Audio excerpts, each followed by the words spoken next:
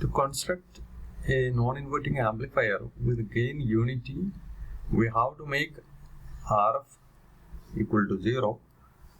When RF tends to 0, this term will be vanishing. Or you can take R1 tending to infinity. When the denominator is infinity, then also this term will be vanishing. Or you can do both.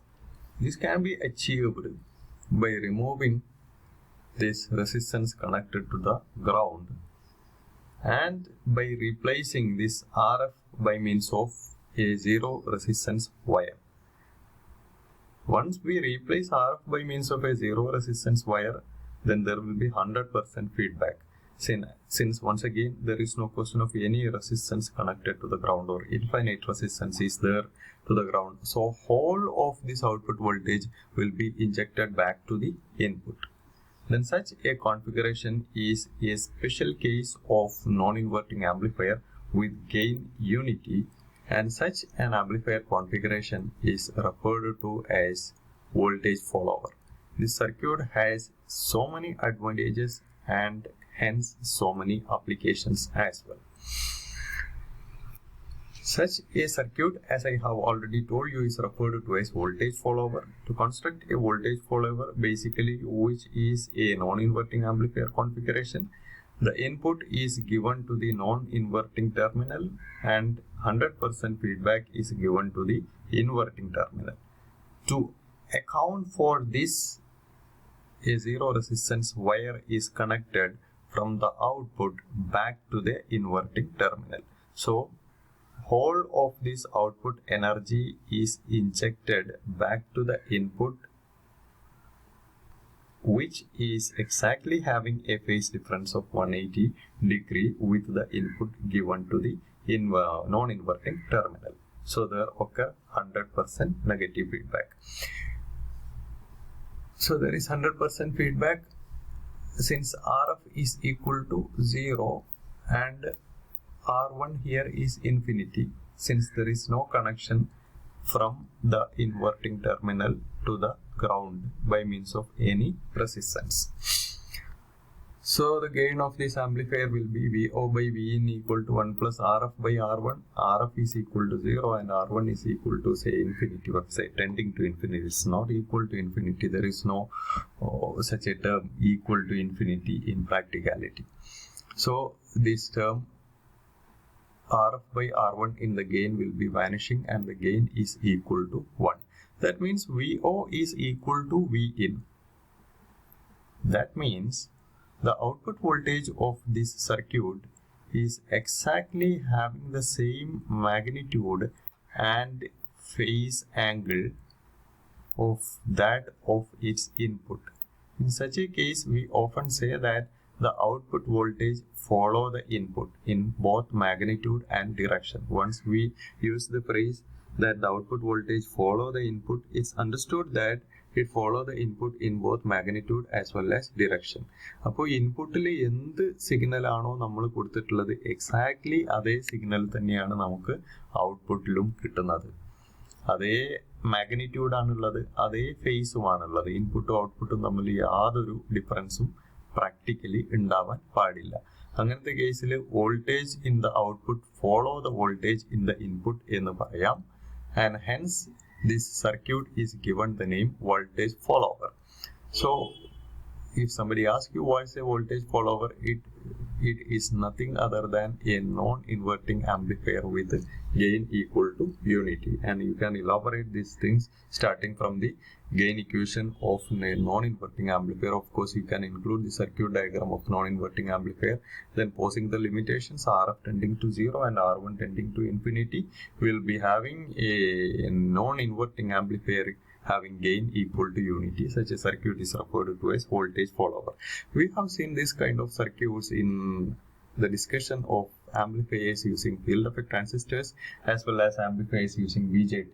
In common collector configuration, the output taken at the emitter terminal follows the input given at the base terminal as long as common collector configuration of BJT is concerned. This is why the common collector configuration is often referred to as emitter follower, because in that configuration output is taken at the emitter which will be having the exact magnitude and phase angle as that of the input. Similarly, in common drain configuration of field effect transistor, we have seen that the output taken at the source terminal is having the exact same magnitude as well as phase angle as that of the input given at the gate terminal. That is why common drain configuration is often referred to as drain follower. Here this configuration is referred to as voltage follower because the output do not have a reserved name as long as operational amplifiers are concerned. So for this amplifier circuit, output voltage follows the input. In that sense, this circuit is often referred to as voltage follower. Now, the input impedance and output impedance of the voltage follower. Input impedance, as I have already told you several times, it is the resistance, net resistance felt by the input signal between the two terminals in which this signal is being supplied. This signal is supplied between the non-inverting terminal and ground. Between the non-inverting terminal and ground through the interior, the op-amp has only one resistance, that happens to be the input impedance of the op-amp. We have already seen that ideally this is infinity and practically this is very large, of the order of mega ohms. And the output impedance, that is the output resistance that the output voltage will be feeling between the two terminals in which it is being taken. The output is taken between this point and ground. In between this point and ground through the interior of the op-amp, there is only one resistance, that happens to be the output impedance of the op-amp, ideally which is 0. Practically this is of the order of a few ohms. This idea conveys the significance of a voltage follower. Voltage follower is not actually used for amplifying the signal because the amplification factor here is 1 only. The gain is 1 only.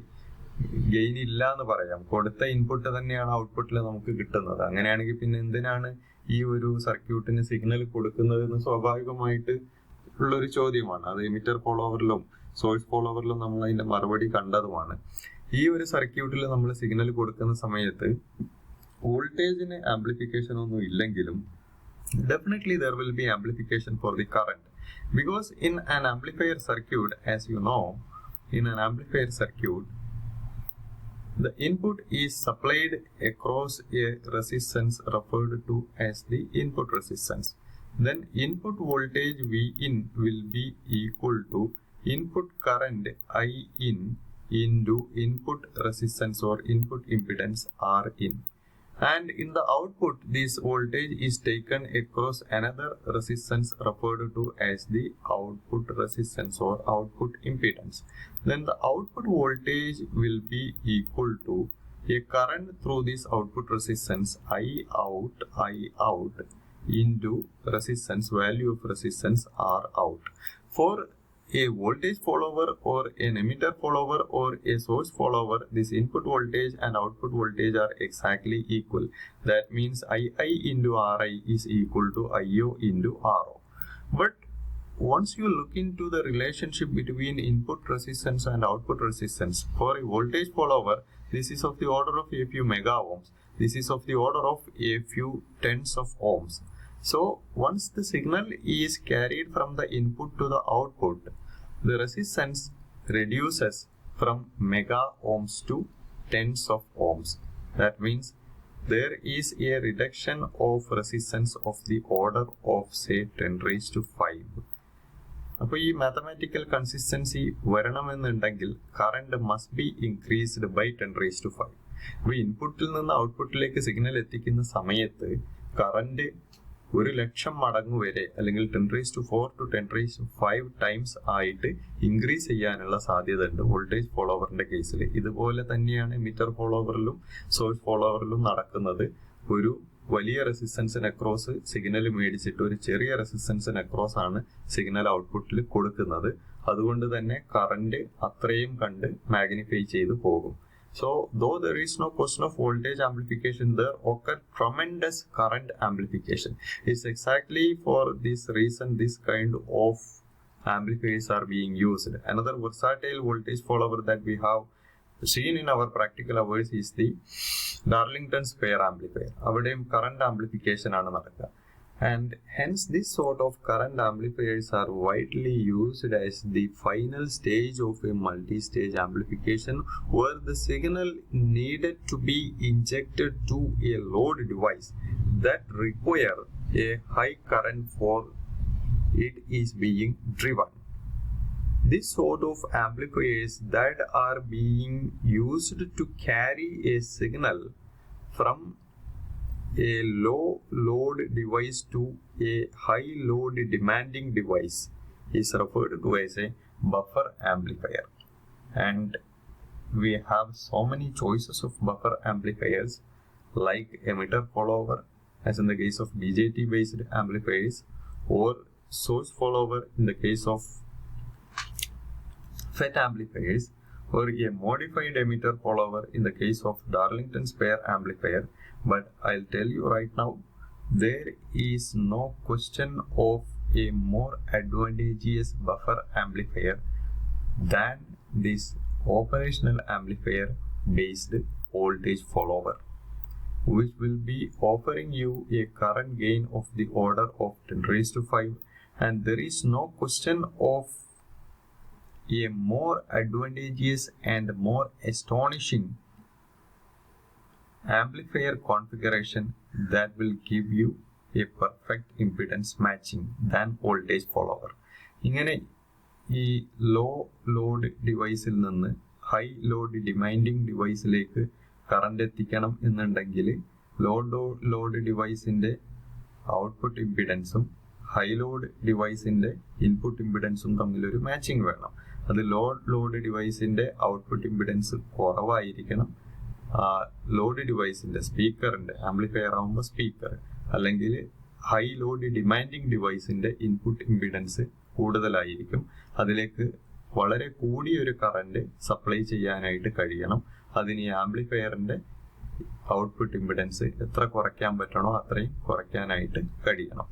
ഇങ്ങനത്തെ പർപ്പസിന് വേണ്ടിയിട്ട് use ചെയ്യുന്ന final സ്റ്റേജിനെ buffer എന്നാണ് പറയുക. Buffer നടത്തേണ്ടത് impedance matching ആണ്. Voltage ഫോളോവറിനോളം theoretically voltage ഫോളോവറിനോളം നല്ല രീതിയിൽ ഇമ്പിഡൻസ് മാച്ചിങ് നടത്തുന്ന മറ്റൊരു ആംപ്ലിഫയർ കോൺഫിഗറേഷൻ ഇല്ലെന്ന് തന്നെ പറയാം, as long as this stage is concerned. However, there are some configurations referred to as instrumentation amplifiers, and they will be offering you a better impedance matching. അത് സാധാരണഗതിയിലുള്ള ചെറിയ സർക്യൂട്ടുകളിലൊന്നും നമുക്ക് ഉപയോഗിക്കേണ്ടി വരാറില്ല. Now we will move on to another basic parameter related to Opamp, which is referred to as slew rate or slewing rate. It is the maximum time rate of change of output voltage. Once you stop here, this is also a complete definition, but there are something more that are to be taken into consideration while you define slew rate. This slew rate is often defined for a closed loop amplifier configuration under large signal condition. Here this large has the meaning of large frequency. So a complete definition for slew rate will be, it is the maximum time rate of change of output voltage of a closed loop amplifier configuration under large signal condition or under high frequency signal condition. So mathematically, slew rate is equal to time rate of change of output voltage at its maximum. And this parameter is important as long as an operational amplifier is concerned, because of the fact that for any operational amplifier or for any IC operational amplifier, there is a maximum limit at which it will be offering the growth for the output voltage. If a signal is demanding a growth of signal in the output or a growth of voltage in the output exceeding this value, then the output will be shooting sharply to a maximum value voltage that the operational amplifier can offer you, and immediately it will be switching into saturation. Saturation value of voltage is the maximum value of voltage at which the amplifier will be offering you faithful amplification. We will see this in the next class.